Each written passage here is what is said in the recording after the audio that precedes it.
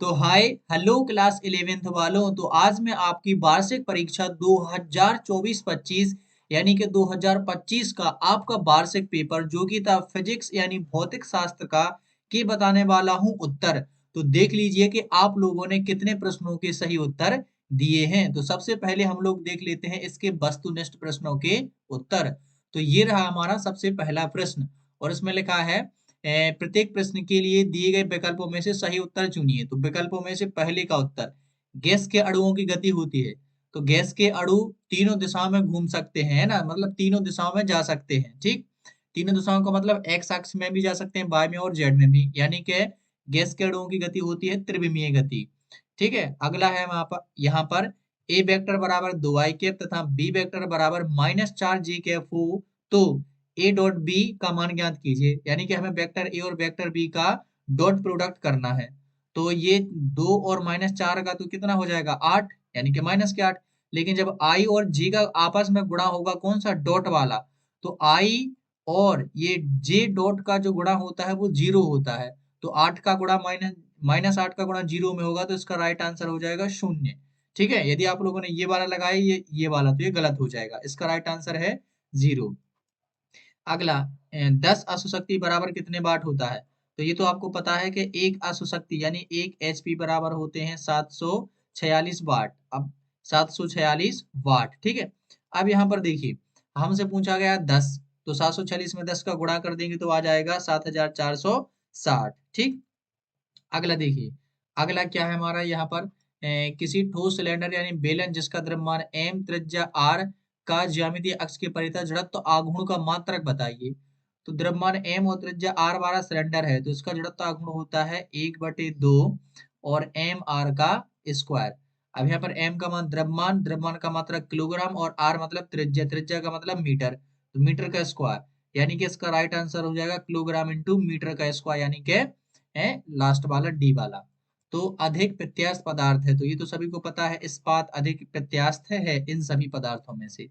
अगला, रुद्धोष्म विक्रम के लिए सत्य कथन कौन सा है। तो इसका राइट आंसर हो जाएगा कौन सा, ए वाला। ठीक है, चलिए बढ़ते हैं आगे और देखते हैं हमारे पास में और कौन से क्वेश्चंस यहाँ पर दिए गए हैं।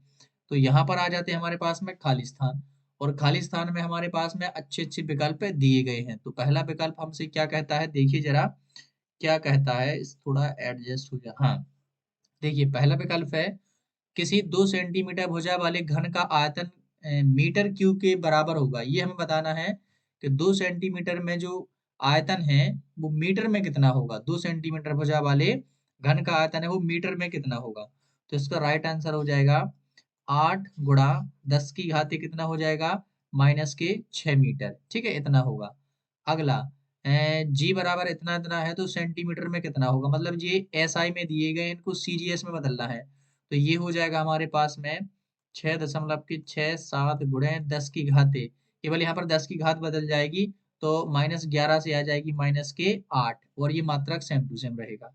अगला, चंद्रमा तल पर पलायन चाल का मान लगभग किलोमीटर में बताना है, किलोमीटर पर सेकंड होता है। तो ये होता है 2.38 मीटर पर सेकंड, किलोमीटर पर सेकंड। ठीक है, अगला, कृत्रिम उपग्रह के अंदर प्रत्येक वस्तु का भार 0 होता है यानी 0 होता है। ठीक है, 0 लिख सकते हैं या 0 होता है। गैस के अणुओं के वर्ग माध्य मूल चाल यानी कि VRMS का मान कितना होता है।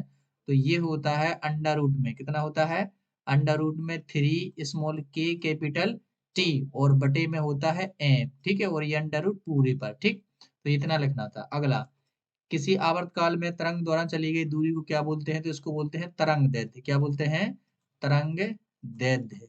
ठीक है, तो ये इनके खाली स्थान के उत्तर हो जाएंगे। अब देख लीजिए कि आपने कितने सही किए। चलिए देखते हैं अगला, और अगले में आ जाते हैं हमारे यहाँ पर सही जोड़ी बनाइए। तो देख लेते हैं कि सही जोड़ी कितनी आप लोगों ने सही की हुई है यहाँ पर। तो घर्षण गुणांक, घर्षण गुणांक हो जाता है म्यू एस बराबर टेन थीटा। तो ये टेन थीटा वाला हो जाएगा पहले का उत्तर। अगला, अभिकेंद्रीय त्वरण, तो भी स्क्वायर बटे आर, यही हमारा अभिकेंद्रीय त्वरण है, तो ये हो जाएगा सेकंड वाला। अगला, शक्ति, शक्ति का फॉर्मूला P बराबर F इंटू भी होता है, तो ये हो जाएगा हमारा थर्ड वाला। ठीक है, अगला, यंग प्रत्यास्थता गुणांक, तो यंग प्रत्यास्थता गुणांक ये हमारा y बराबर हो जाएगा 1/L, तो ये आ जाएगा हमारा 22 समानुपाती 1/L, ये हो जाएगा चौथा। पांचवा श्यानता गुणांक, ये ईटा बराबर होता है तो ये हो जाएगा हमारा पांचवा।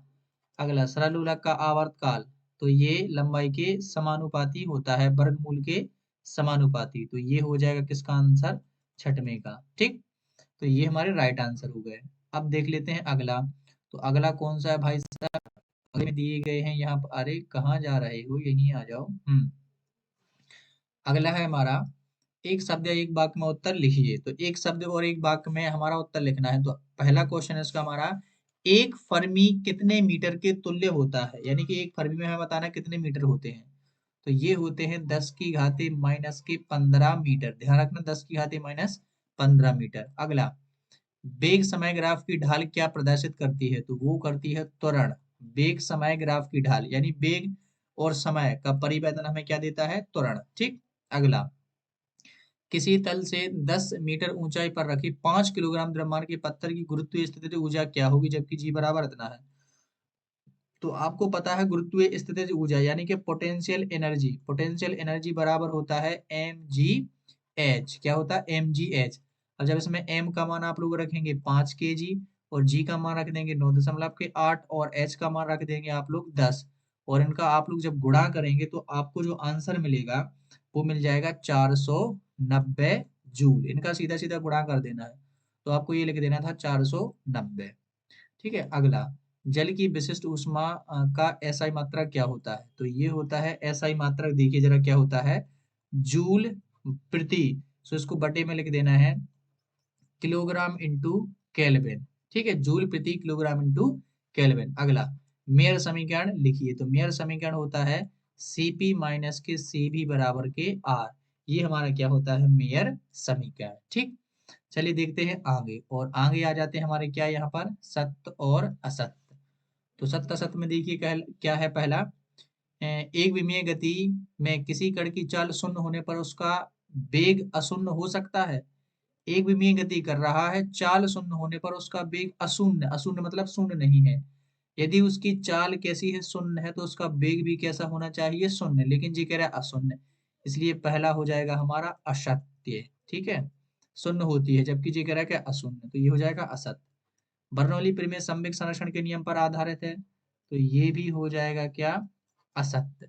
ठीक है, क्योंकि बर्नौली की प्रमेय संवेग संरक्षण पर नहीं है, वो है किस पर आधारित, ऊर्जा संरक्षण पर। ठीक, अगला, पृष्ठ तनाव का कारण ससंजक बल है, तो ये हो जाएगा हमारा बिल्कुल सत्य, ससंजक बल ही है।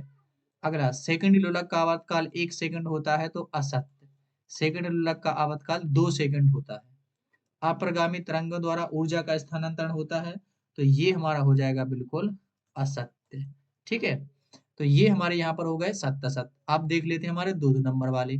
तो ये वाले जो क्वेश्चन है, छठवां क्वेश्चन है, लंबी कूद वाला खिलाड़ी कुछ दूर तक आते हैं क्यों, बस के अचानक रुकने पर यात्री का सही पीछे क्यों झुक जाता है। ये तो सारे सिंपल के सिंपल क्वेश्चन है, आप लोगों ने कर ही लिए होंगे। अब यहाँ पर सारा का सारा ट्यूटोरियल बनाया जाएगा, यानी सारे के सारे आंसर बताए जाएंगे, तो वीडियो काफी लेंदी हो जाएगा। लेकिन फिर भी आप लोग यदि चाहते हो, केवल आप लोग चाहते हो कि हाँ सर मुझे बता दीजिए, मुझे समझना है सारे, मुझे तो अपने आंसर चेक करना है मैंने कैसे किए, इनका उत्तर इतना आया कि नहीं आया, तो मैं इनका डेफिनेटली वीडियो आपको बनाकर दे सकता हूँ। लेकिन आप लोगों को उसके लिए क्या करना होगा, केवल एक प्यारा सा कमेंट करना होगा कि हाँ सर मुझे ये चाहिए और आप मुझे बता दीजिए। जैसे ही आप लोग बता देंगे तो आपको तुरंत उसका वीडियो यहाँ पर मिल जाएगा, सारे के सारे आंसर मैं बता दूंगा। तब तक के लिए पढ़ते रहिए और खुश रहिए।